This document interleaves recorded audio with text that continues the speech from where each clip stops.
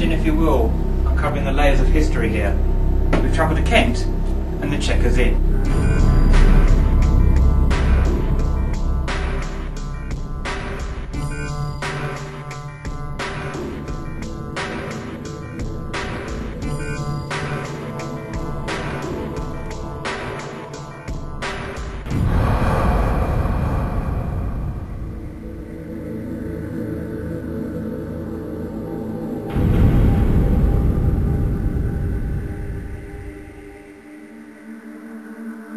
The Chequers Inn is a Grade II listed 16th century coaching inn and is one of the oldest public houses in Kent. It was once a regular stop for travellers heading to and from the south coast, with coaches stopping 3 times a week on their way to Maidstone and London. This very friendly and welcoming inn is a large single room with a central bar and retains many authentic timbers from the 1500s. The Civil War reached the area in the 1600s, although the nearest battle was at Tonbridge, where the Loyalists were defeated. During recent alteration work, a 180-foot well was uncovered at the back of the cellar, and this 2-metre wide deep shaft is yet to be fully excavated. Recorded documents state that on December the 13th, 1759, Thomas Charville, a one-time innkeeper of the Chequers, fell down the well and drowned, though rumours suggest that he may have been pushed. A small area between the Chequers and the adjoining property was where the town's gallows once stood, and many a gruesome execution was performed here, with corpses discarded in the lime pit at the back of the inn, where they would be left to rot for many years. Many types of people used to frequent the inn, including common thieves and highwaymen, and it is said that those waiting execution were incarcerated in the Chequers cellars below. With a building this old, it's not surprising that the Chequers Inn has its fair share of paranormal phenomena. When staff were in the cellar, glasses were said to fly off the bar upstairs for no apparent reason, and taps would turn on by themselves. A previous reading of the property revealed many alleged spirits in residence, and although we like to draw our own conclusions, we wonder who will make contact as last orders are called and the team prepare for the night ahead.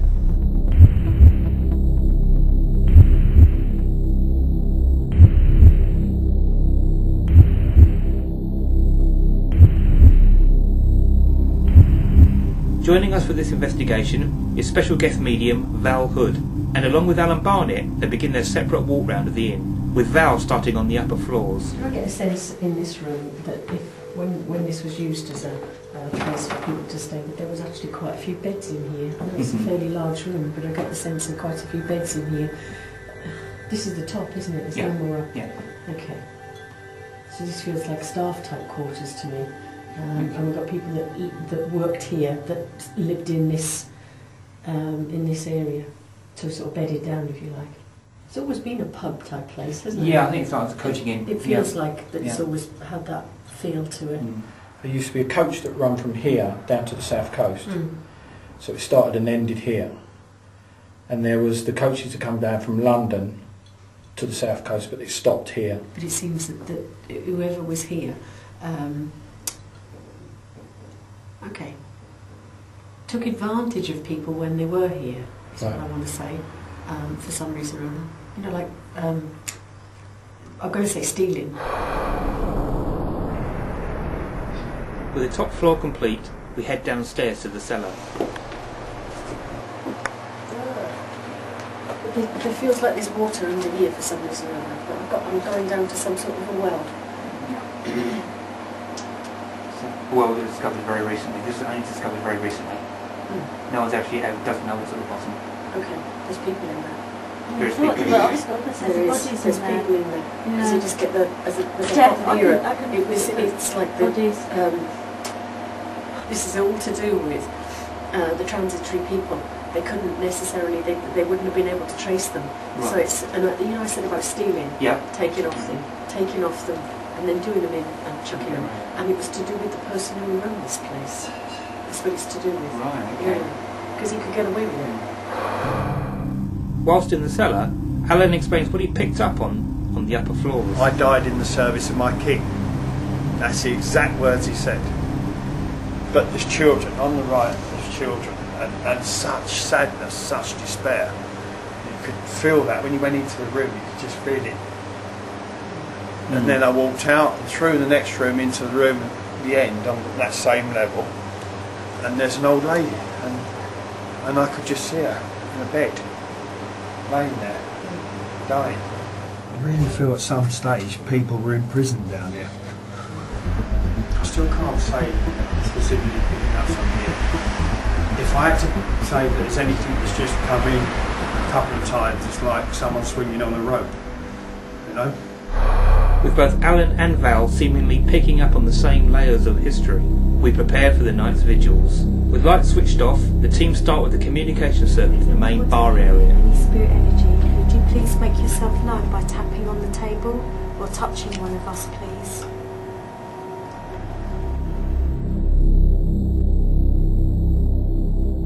Our investigation at the Chequers Inn pub in Seven Oaks in Kent was very interesting. We actually got a lot of phenomena going on, which was probably more to do with people's own personal experiences. When you walk into the pub, you think it's just a bar or and maybe an upstairs, but there's actually 4 floors to the pub and the cellar. It was a fascinating pub. So much history there, just from going from room to room and learning about the place. The building itself is absolutely beautiful, and it's obviously got a lot of history there. Obviously with the gallows at the side of the building, which obviously I knew about when we got there and what have you. Well, when we arrived, when we sat down in the main bar area, I felt like somebody had been hung in the vicinity. The mediumship reading was very good, with both Val and Alan both picking up on pretty much the same stuff. This stuff is not readily available on the internet or anywhere else. The information we got, which verified with what they were coming out with, was actually given to us from the pub landlord, Chris. The main thing that I thought was really good was the glasswork in the bar area. Yeah, the highlight of my evening was when we were all upstairs doing the glasswork, and Vicky saw a face on the wall and screamed and ran out of the room. I thought that bit was very good.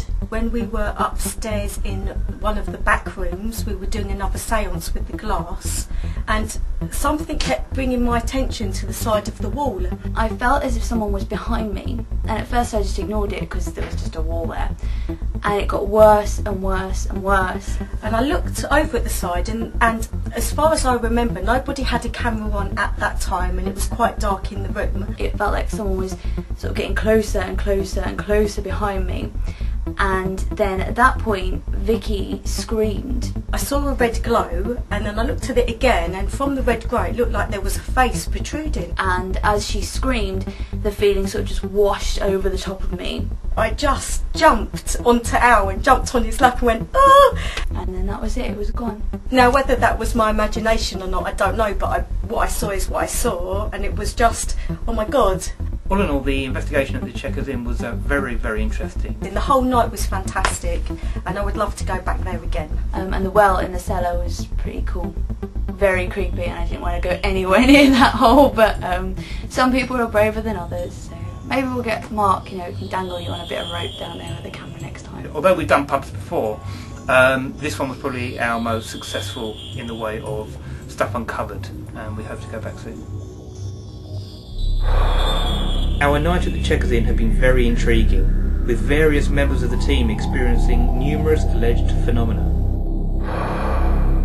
Pubs and inns are always interesting places to investigate, due to the high volume of people, events and historical layers that occur over the centuries. And the Chequers stands out as a fine example of an inn that retains a lot of its former character, and possibly a lot of its former characters.